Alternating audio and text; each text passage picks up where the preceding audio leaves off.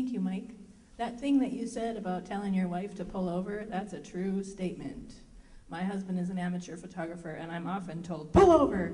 Oh, can you back up just a little bit? No, a little bit more. Oh, now pull forward just 5 feet. No, back up a little bit. Happens all the time. Thank you, Mike. Up next on our Ignite Learning stage is a 6th grade math teacher at Ordine East Middle School who has a true passion for theater. He performed on this stage just this last weekend in Rough Magic, a theatrical celebration of Shakespeare's first folio. Please welcome John Pokrzywinski with his story, Learning a Role.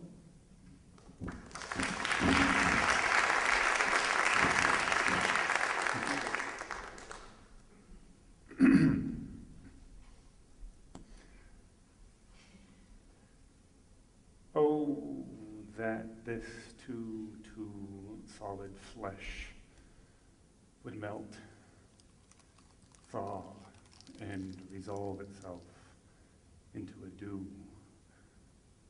or that the everlasting had not fixed his cannon against self-slaughter. Oh, God, God, how weary, stale, flat, and unprofitable seem to me all the uses of this world.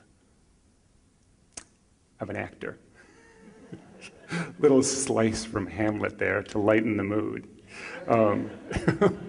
When Tammy asked me to share some things with you, I thought, what do I learn on a regular basis? And I learn roles. I learn parts in plays, and I thought I would share a little bit with you about how I go about doing that. The lower left is me and Brian Matusak as Hamlet, as Banquo and the Scottish King, right about there. So how do you learn a role? Actually, I just got cast in a show, and I'm just starting a new show that's going up in June, and it's a 2-person show, and it's a full-length thing, so I got a lot of work to do. How do I go about it? Well, first it's the words. A lot of times after a show, when an audience comes through, they say, nice show, thank you very much. And something that they say sometimes, which used to kind of get under my skin, they'd say, how did you learn all those lines? And I thought, gosh, there's so much more to learning a part than just getting the lines down. I was kind of, I don't know, put out by that, like, oh, you just don't know. But now that I think about it, I'll take that compliment. If somebody's impressed with that, it's a lot of work. Getting the words down is a huge part of learning a role. So I'll just talk a little bit about how do you get down all those lines. For me, it's a couple of things. Making connections, making sure that what you're saying, if you have an emotional connection to it, you're going to remember it a lot better. If you really understand exactly what you're saying, especially with Shakespeare, when you do Shakespeare, you have to make sure that you've deciphered it all.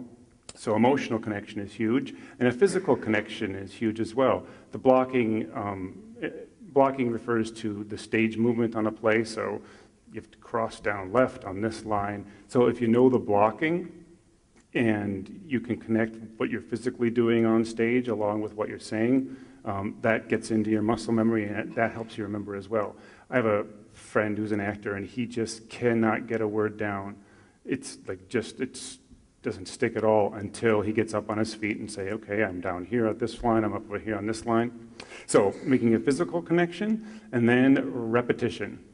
Repetition. I just think with getting your lines down, or playing the piano, or making pesto, or putting up pickles, or brain surgery, practice, how do you get into Carnegie Hall? Practice. Doing things over and over and over again. I think that's really, really valid. So, and then the same thing with getting your lines down. Repetition. I do a little Shakespeare club at my school, and I just did it a couple hours ago with my students, and we were working on getting some lines from The Tempest down, and we're just doing it over and over and over again. So, allow me to put it all together. So if I want to get these lines down, which are the ones I actually have down right now, but I'd go to something like this. Oh, that this too solid flesh would melt. Oh, that this too solid flesh would melt. Oh, that this and I'm going to cross down here. Oh, that this too solid flesh would melt.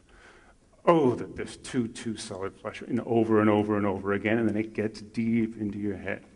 So what happens next? Once you got the lines down, then there's other parts too, for me, getting a roll down. And I just call this part just technique. And I really like the word technique. And I think of it as a system for doing something that you do over and over again, whether it's brain surgery or putting up pickles or making pesto or playing the piano or learning a roll. So I have a little technique for when I learn a roll. And there's some famous techniques by some famous thinkers, actors, and writers. But one of the resources that I've used a lot is this little pamphlet. It's a very short book written by a number of students of the playwright David Mamet. And I'll just share one little nugget from this that I get, that I find really helpful when I take on a role, is to really be clear that when you're on stage, you've got something to do. Don't worry about what you feel. You can't control that. You can't do that consistently. Don't worry about if you're connecting with the other person. You can't control that. But if you decide, I'm going to do something in this scene, make a decision to do that. And that you can do every night. So, for example, in the beginning of the play Hamlet, Hamlet says to his mother, I shall in all my best obey you, mother. Okay, so I can't think, I've got to feel angry right now, or I've got to feel, I'm going to do something. I'm trying to get her to leave me alone. So that's what I'm doing in that scene. I shall in all my best obey you, mother. And whether I feel that or not important, as long as I know what I'm doing in those scenes. So that's a little bit about technique. And then the last thing I do that I found the most enjoyable of all, and not just in acting, but in everything when I learned the best, is I do this. Nothing. I just sit and I think, or I run and I think, or I lie awake in the morning and I think, and things just, they come down to you. Whether it, for me, with referring to learning a role and getting these beautiful epiphanies about, oh, that's what's going on in this scene, or that's how we should do this, that's where we should move it, and I just think that's lovely. Just quiet contemplation. And I just want to riff on that just a little bit, kind of as I close.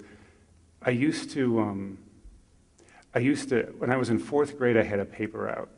I delivered the Grand Forks Herald after school every day for a year. And so it was me and my dog for an hour and a half just delivering the papers after school every day, every day, every day. And 4th grade was really good. I got the Citizenship Award, and I just remember being pretty happy.